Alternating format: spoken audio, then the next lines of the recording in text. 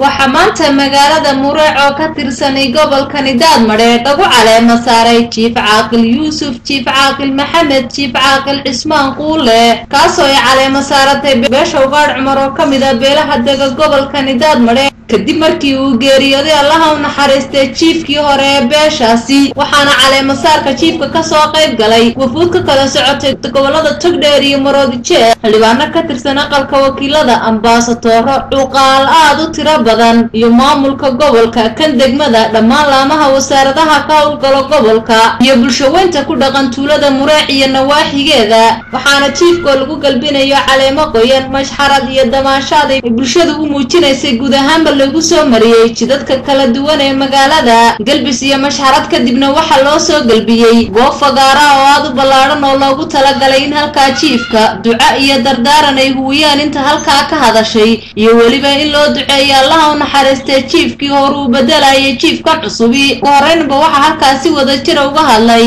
Caaqil Maxamuud Haybe, Caaqil Jaamac Ali Nuur, Caaqil Maxamuud Gacmayare soo dhamaantoodba duca iyo dardaaran huwiya caaqilka ayaa hadaladoodii waxa kamid ahaa ka baxay ee geeriyooday ee qiimaha lahaa waxaan u dirayaa tacsi ilaahay uu naxariisto naxariistii janno ilaahay ha ka waraabiyo waxaan raacinayaa chief caaqilkan aynu dooranayno waxa weeye waa chief caaqil saddex awow ah waa saddex chief caaqil oo isku xigay weeye waahidda weeyaan waxa la yidhi waxa abeesa leedahay ilmaheeduna leh chief caaqilada laga soo mahadnaqayo waqti baynu joognaa reerkiinan soo agaasimay chief caaqilka u qalma waanu idinka gudoomanay haddaanu nahay dadka weynaha gobolka Daadmareed iyo cuqaashaba nahay waxaanu leenahay waa idinka gudoomanay ka sheekayn maayo anigu aabihii iyo awowgii toona waa yiqiin reerood weyne Maxamed Quule Allah u naxariisto wuxuu ahaa ninaan madaxweynuhu hor joogsan karin aniga dil baa laygu xukumay aniga taagan dawladii faqrtid bay ugu xukuntay isagiya ilaahay baa ila baxsaday wuxuu ahaa caaqilka cuqaashu ahaa wahaybsan maayo hadda maanta Maxamed Cismaan Quule aabiina ragga soo gaara haybsan maayo ilaahay waxaan ka rajaynayaa ninkanina inuu noqdo aabihii oo kale ama awowgii oo kale inuu noqdo waxaan leenahay hadal badan u bixi maayo reerkiinana aan iskhilaafsanayn ee chief caaqilka soo gudbiyay waanu idinka gudoomanay waxaanu halkan leenahay chief caaqil Maxamed oo geeriyooday ilaahay naxariistii jannaha ka waraabiyo dadweynuhuna ha saamaxo kollayna hadduu caaqil ku raago deeqaaruba adiga goor wax darsaday saamaxna kun hala saamaxo wuxuu ahaa chief caaqil calool wanaagsan oo deeqsiya oo aan caloosha waxba ku qarsan oon hiirtaayo lahayn kollay madaxda hiirtaayadu ma wanaagsanee ayuu ahaa chief caaqil waxaanu markhaati u furaynaa inuu shakhsi wanaagsan ahaa ayaanu u furaynaa markhaatiga chiefka iyo maaragtay sidoo ahaa taariikhdiisu taariikh aad loo yaqaan oo gobolka laga yaqaan oo maaragtay isaga iyo aabihiiba ay ka hadleen mas'uuliyiin tiro badan oo ka mid yihiin waxgarad ambaasatooro cuqaal aqoon-yahano iyo ganacsato ayaa waxa iyaguna halkaa ka hadlay xildhibaan Xuseen Ismaaciil Bayle gudoomiyaha gobolka Daadmareed Jamaal Sheekh Xuseen Hurre tuqa degmada Oodweyne Cabdixakiin Nuur Muuse waxaana hadaladoodii ka mid ahaa in qasrigii uu jiifay ee uu ku ahaa runtii qaloocato taas oo aanu soo kala ducaysanay maantana jiifka cusub insha Allah taala waxa uu rajaynayaa inuu ka sii anbaqaado halkii oo uu noqdo jiif nabadeed jiif ka howlgala horumarka gobolka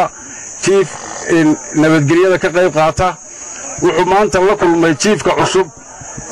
wuxuu la kulmay dawlad shaqaynaysa oo dhinac kastaba amnigii haday tahay iyo horumarkii iyo wadooyinkiiba ka shaqaynaysa soo lagu kulmin dawladdaas Yuusuf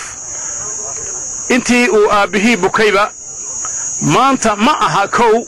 intuu aabbihii bukayba jiifnimada waa ku shaqaynayey warqaddiisuna iyo faylkiisuna faylkii aabbihii bay gashay reerkan sidan isu soo abaabulay ee sidan khilaaful ila ku yimina aad iyo aad buu u mahadsan yahay bulshada weyn ee sidan ka soo qayb gashay caawa u tahanaydeynaysan mahad baan u naqaynaa mahad ilaahay bay u sugnaateen isagana wuxuu baanu leenahay kaliya cadaalad baa rag deeqda waxaan cadaalad ahayn rag ma deeqaan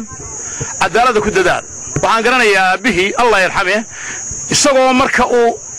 dadka uu madaxda u yahay arrin ay leeyihiin gacanta ku haya ee uu hadalku ka war miyaan xumeeyey buu odhan jiray waxa weeye wa amrukum shura yani wuxuu salku ku hayaa qur'aanka ilaahay uu ku haysal runtii maanta laga wada sheekaynayo jiif caaqilkii hore ilaahu naxariistee waxaan ilaahay u baryaynaa inuu jiif caaqilkan cusub ilaahay tuso hoggaanka suuban hannaanka iyo soqaydista beelaha ood weyn oo dhan insha allah aamiin yaa rabbi fariin baan idiin sidaa fariin baa waxay odhanaysaa talay reerkiisa oo dhankayga xitaan bay dhaxantu iga haysaa insha allah waxaan dhaxantu halkii naga haysay insha allah waxaan filaynaa in maanta dhaxantii ay naga goy doonto maadaama jiif caaqilkii isku keeni lahaa jiifafkii gobolka ka wada tegey aan insha allah jiif caaqil yuusuf insha allah u rajaynayno waxaan aad iyo aad ugu mahadnaqayaa deegaanka muree ee runtii ballaadhka miisaanka culayska intaa leeg maanta u soo babac dhigay inay jiif caaqilka gobolka daadmadheedh jiif caaqil yuusuf jiif caaqil maxamed jiif caaqil cismaan quulle ay ku calama saaraan magaaladan insha allah ay noqon doonto magaaladii laga calama saaray iyo magaaladii dardaarankii ugu dambeeyey aabbihii insha allah ku bixiyey iyadana waxaanu rajaynaa inuu ilaahay baled khayr qaba inuu ilaahay ka dhigo gabagabadiina waxaa madashan soo afmeeray jiif caaqilka cusub jiif caaqil yuusuf jiif caaqil maxamed jiif caaqil cismaan quulle kaasoo hadalka soo gabagabeeyey ayaa hadalladiisii waxaa ka mid ahaa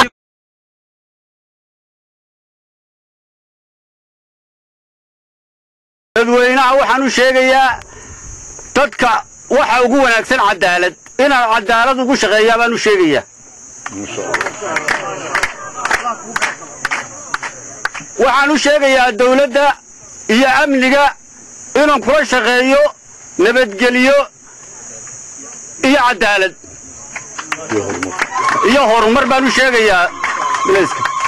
madashan oo ahayd madal aad loo soo camiray ayaa badiba waxay kulmisay wejiyo waaye badan kala